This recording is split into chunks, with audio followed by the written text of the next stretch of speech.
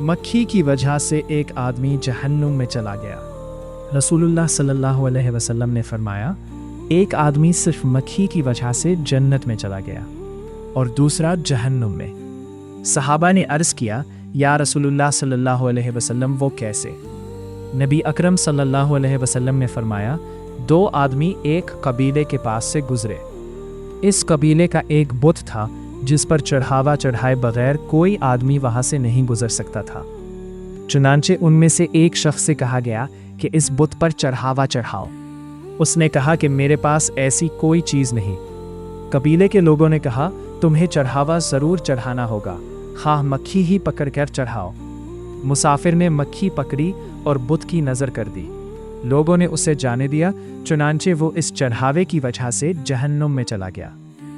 कबीले के लोगों ने दूसरे आदमी से कहा, तुम भी कोई चीज़ बुत की नज़र करो। उसने कहा, मैं अल्लाह ताला के अलावा किसी दूसरे के नाम का चढ़ावा नहीं चढ़ाऊंगा।